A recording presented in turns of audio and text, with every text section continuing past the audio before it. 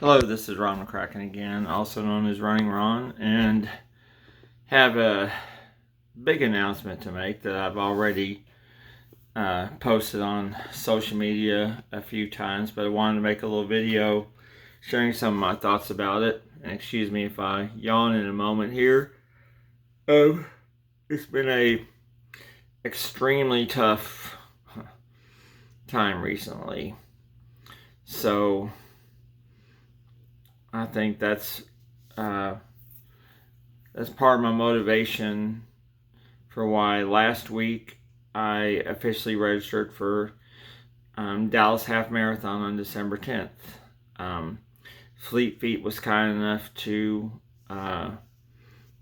give me a entry for that. I had my choice of either the full marathon or the marathon, the full marathon or the half marathon. My ego wanted me to run the marathon because that's what egos do. But just considering where I'm at as far as training and as far as how I'm spending about 3.5 hours a day commuting home from work, which gobbles up a lot of training time and everything, and just exhausting in general. So I'd run the half marathon, much more realistic. I think I've got something like 7 weeks to go. It's much more realistic, and then plan on possibly running Cowtown Marathon last weekend in February. But the reason that this will be, the biggest reason that this will be a very special race, first of all, this will be our first race in 6.5 years. Last one I did was Boston Marathon 2017.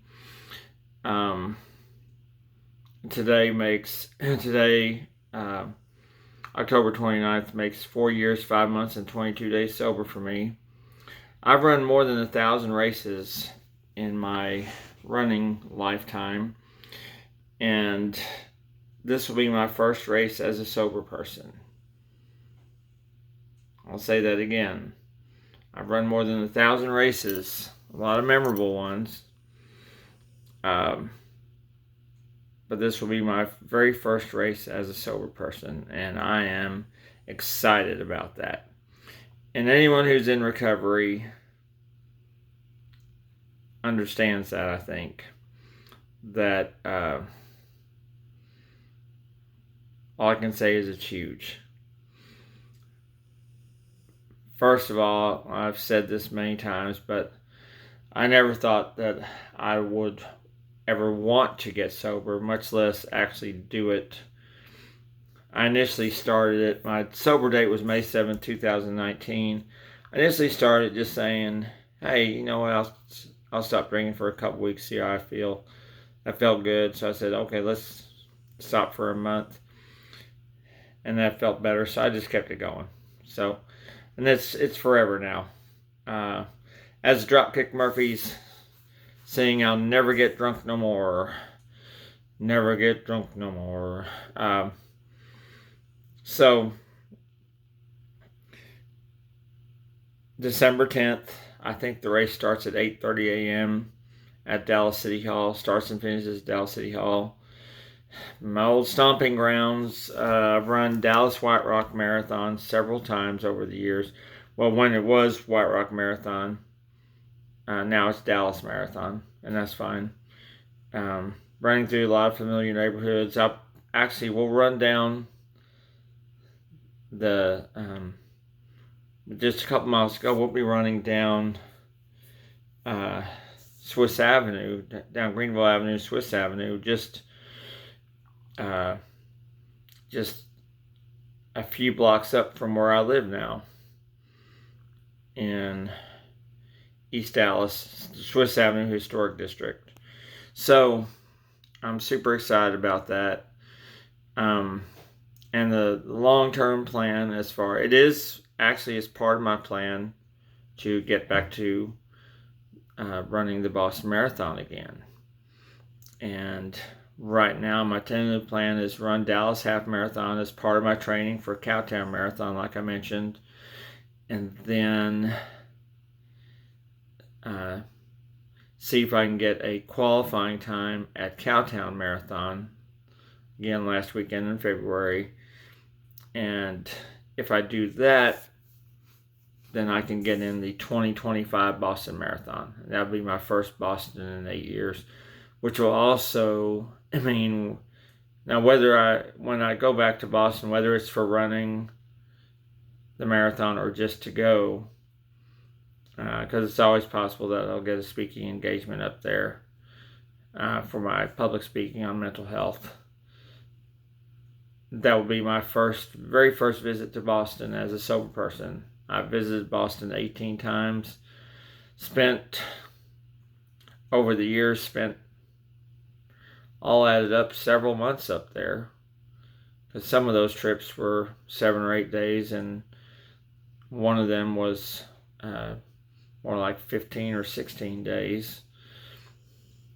So a lot of great memories. Of course, for a lot of us, including myself, the 2013 Boston Marathon and the 2014 Boston Marathon were two of the most memorable. Here's my medal from the 2013 Boston Marathon. This is one of my absolute most treasured possessions. I've got hundreds of medals and trophies, but this is hands down one of my most special. The only one that rivals it is my medal from the 2014 Boston Marathon. Now, if you watch my videos, you know I was one of the 5,700 runners who was not allowed to finish. I have the distinction of making it farther than anyone who was stopped, as I snuck past a couple of stopping points and ended up getting stopped by the National Guard at the corner of Commonwealth and Hereford. So, yeah, I was just right around the corner from where the second bomb went off. And then the following year, we returned and reclaimed our finish line, and I got to actually finish that time and grab the 2014 medal. But this is a 2013 medal. Again, extremely meaningful to me, and I might not be showing it on the outside, but every time I talk about it, it's still very visceral. And something that did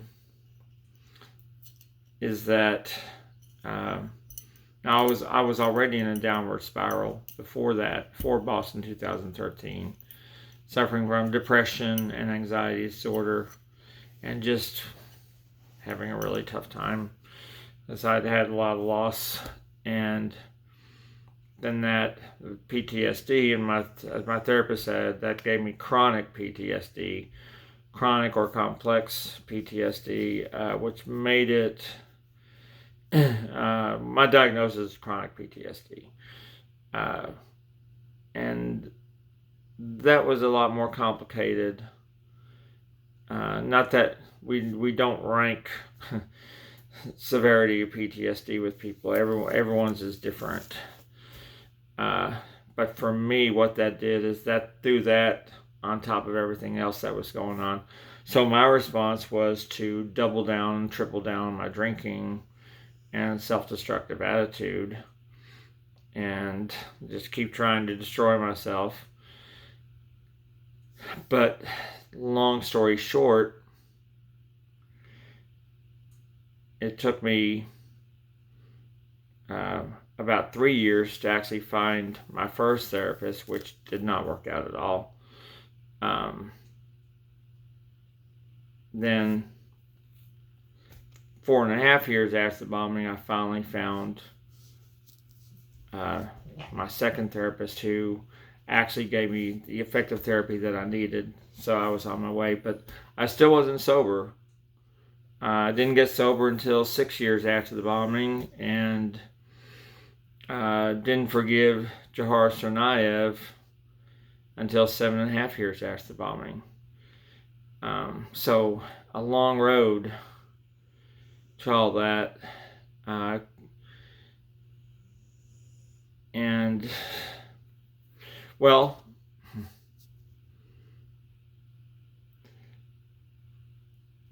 marathons became, and not running, but racing in general became less and less a priority for me, especially once I started getting therapy.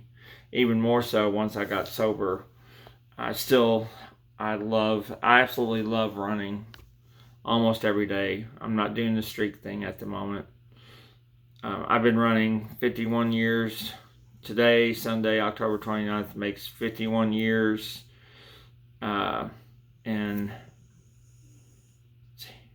48 days of running, all totaled up since I started as a kid. But I didn't start racing until I ran for a few years on my own. Didn't start racing until I was 14 years old.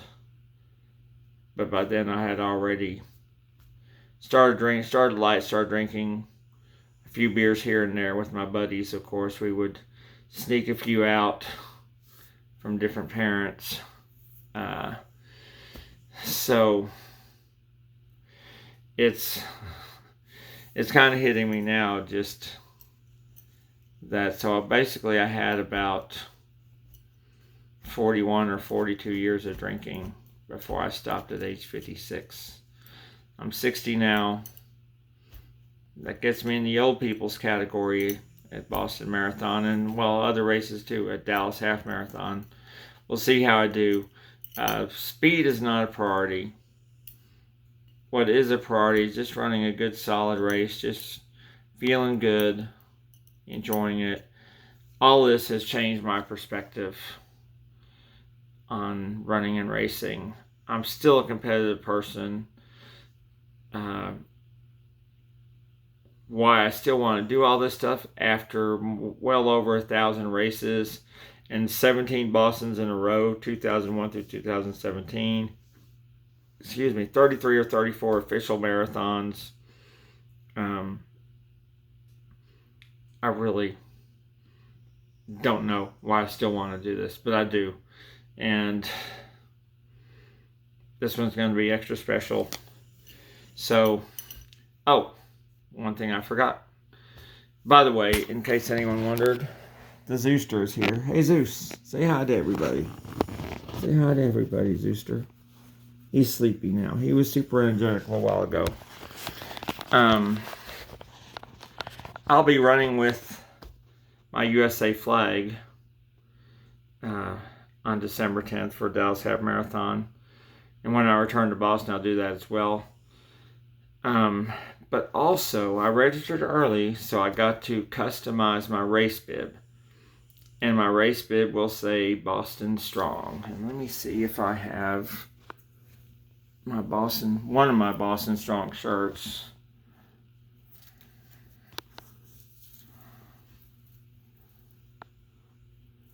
Boston Strong. I'll either be wearing this shirt or another one. And then I'll have my race bib. If you don't recognize me for being almost 6 feet tall and having this ridiculous hair, I probably won't have the beard on race day. You'll see me running past. I've got my wristbands, my Run Now 4:15:13 Boston wristbands, and my race bib will say Boston Strong, and that means a lot. So that's it. I hope that,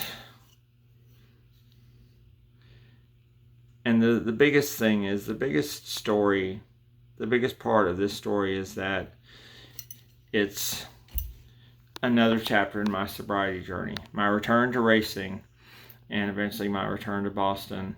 And so if you're not in the Dallas area and can't watch me in person on that day, you can always follow me online, Ron McCracken, and that most major marathons have that now, where you can follow people online, like every 5K, and they have marathons too, every 5K or whatever, you can see people's progress. So